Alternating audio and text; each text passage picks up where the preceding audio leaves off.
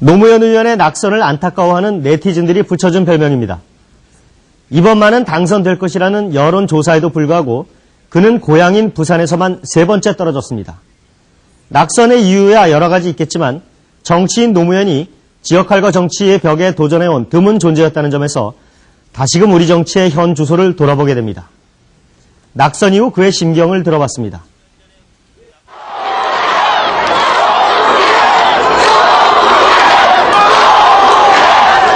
동서를 하나로 묶어내고 나라를 하나로 통합시키는 화합과 통합의 지도자가 되려고 합니다. 민주당의 차기 대통령 후보는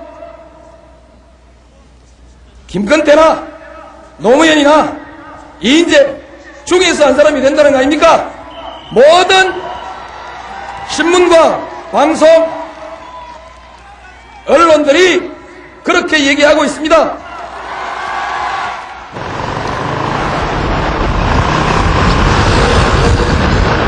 그러나 결과는 낙선. 그것도 여론조사의 꾸준한 우세와는 달리 10,000표가 넘는 큰 차이의 패배였습니다. 북구 강서울 한라 호텔 강형근 북구.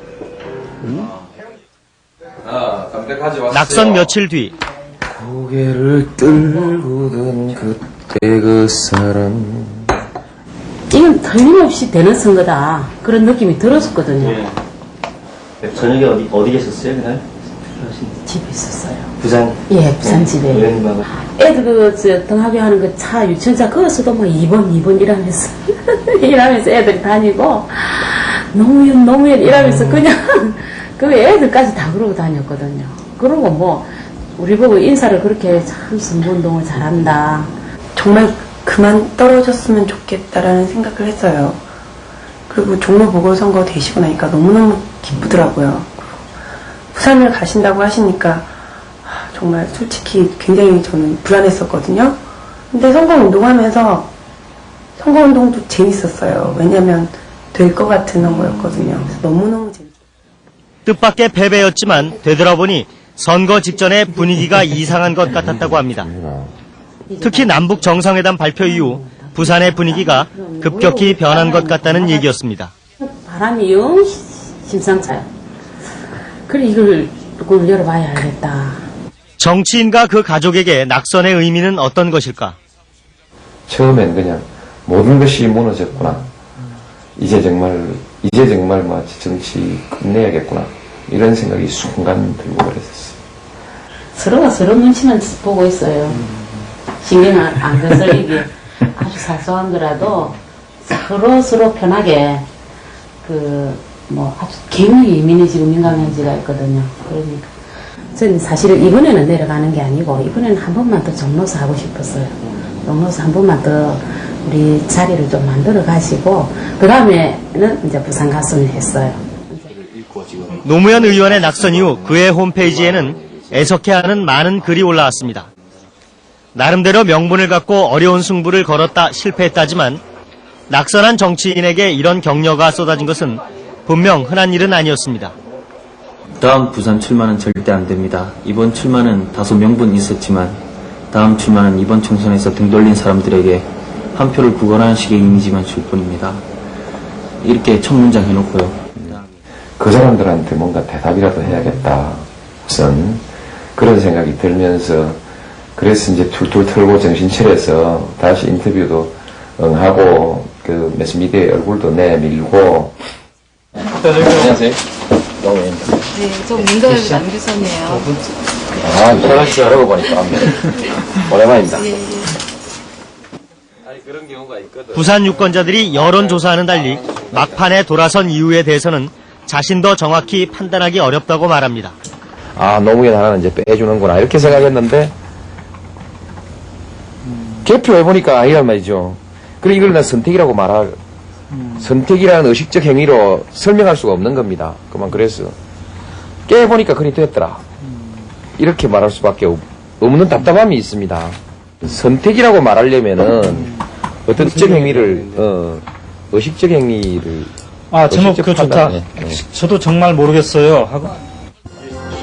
안녕하십니까. 변상욱의 시사터치입니다. 선거 열기가 이제는 시들해질만 한데 낙선 후 일주일쯤 어쨌든 이 홈페이지에는 노무현 의원의 낙선을 아까워하는 글들이 지금도 하루에 100여 건씩 올라오고 있습니다. 올라온 글들을 보면서 무슨 생각이 드십니까?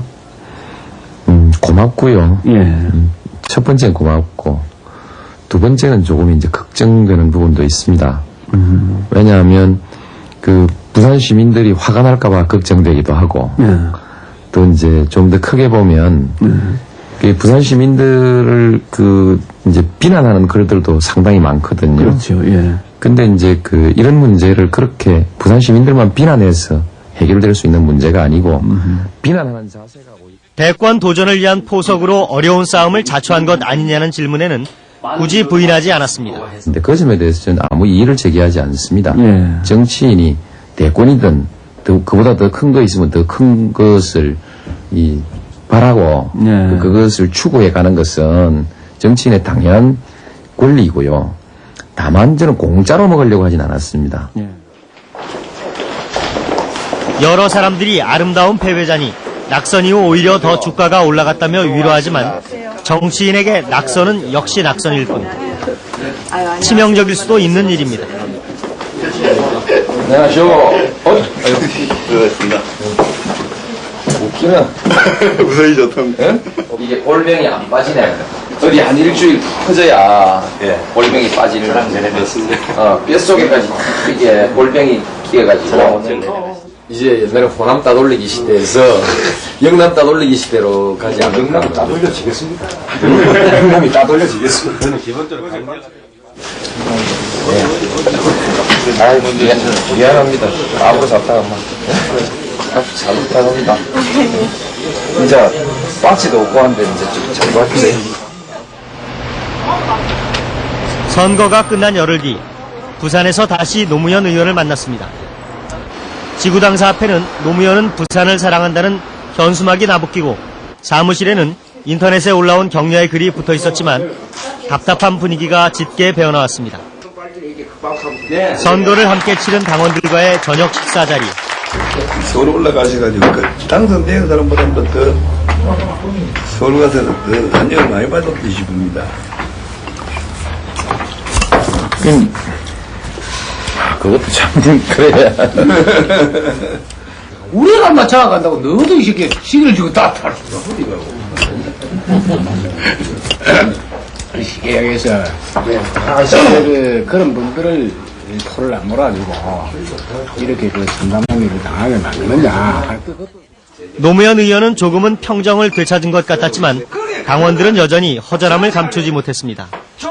지역 정서까지 모든 걸 감안하더라도 찍겠다 그랬고 찍어줘야 하고 다 찍을 것처럼 했고 이해를 못했어. 그리고 그 득표율 35.7%인가 도저히 받아들일 수가 없고 그러니까 저는 술도 안 넘어가고 배신감 때문에 그리고 친구들도 만나기 싫고 이토록 어렵기만 한 일. 노무현 자신이 생각하는 부산에서의 당선의 의미는 무엇일까? 종로에서 당선돼도 제가 통합주의자인 건 틀림없지만 그러나 부산 시민들 저에 자기들과 가까운 사람이라든지 그 다음에 아주 적극적으로 이 분단에 동서의 분단에 도전한 사람으로 이렇게 이미지가 나오질 않죠. 그래서 아주 강한 자기 정치 생명을 건 통합주의자의 도전. 인터뷰 도중에도 아는 체를 하며 아쉬움을 나타내는 사람들. 그가 고향에서도 스타 정치인이라는 사실을 새삼 확인시켜 주었습니다. 젊은 세대는 어느 정도 요즘은 이야기를 하면 수능하고 통하는데 딱 55세 이상은 골수무태가 돼갖고 딱 바위가 있다는 게 머리에. 그러니까 이게 참 힘들다고 요번에 선배님도 만약에 무소속이라든지 국민의 야유고 당을 타고 나온 것 같으면 100% 된다고 나는 보지. 낙선 직후에 무엇을 해야 하나 하는 막막함에서는 상당히 벗어난 듯했습니다. 링컨 전기를 많이 잃는 편인데 그분이 대통령 되기 전에 한 1년 반 전에 상원의원 선거에서 패배했더라고요. 그걸 똑같이 비교할 일은 아니지만 어떻든 원외라고 해서 정치 활동이 막히는 건 아닙니다. 제가 그동안에 원외 생활 6년을 했잖아요. 고향인 부산에서만 3번 낙선한 정치인 노무현. 다시 부산에 출마할지 대해서는 마음을 정리하기가 어렵다고 토로했습니다. 그건 여러 가지 상황 따라서 단언하기는 어려운 것인데, 출마한다 안 한다 보다 어떻든 이 부산의 야당을 다시 살려내야 된다. 살려내고, 또 지금 이런 시기에서는 중앙정부와의 관계에서 통로를 계속 유지해야 된다. 지금 어디 갔습니까? 저기 삼성자동차 협력업체하고 그 시민단체들 그 사람들 좀 만나러 갑니다. 이날 부산의 오랜 현안인 삼성차 문제가 해결되고 국회의원 선거에서 떨어진 노무현 의원은 시민연대로부터는 감사패를 받았습니다. 그 무거운 배지를 못 달게 됐는데 이 감사패 이걸 배지 대신으로 내일 서울 올라갈 때 한쪽 어깨 하나씩 달고 이렇게 한번 가볼까 싶은 생각입니다. 부산에서 서울로 올라오는 길. 그러나 그는 피곤해 보였습니다. 이틀 뒤 광주. 어쩌면 부산 시민들보다 노무현의 당락에 관심이 많았던 광주 사람들을 향한 이날의 강연 주제 역시 지역주의. 괜히 저 때문에 부산 사람 요거도 이긴다 싶어서 참 미안한 감정, 미안한 생각도 좀 듭니다. 어쨌든 부산 사람들에게 이것을 비난하고 홈페이지에서 마구 그냥 심하면 아주 심한 그 욕설, 그런 그것은 정말 덕이 안 된다. 이날 그는 작심한 듯 호남인과 민주당을 향한 쓴소리를 많이 했습니다. 그 정권을 누리는 쪽에 훨씬 더 관심이 많이 기울어져 있고, 이후 이 문제를 해소하기 위해서, 극복하기 위해서 정말 심각하게 생각한다는 어떤 흔적을 저는 아직 발견하지 못했습니다. 정치인 몇 사람이 이 문제로 정치 생명을 걸었다는 얘기도 제가 듣질 못했습니다.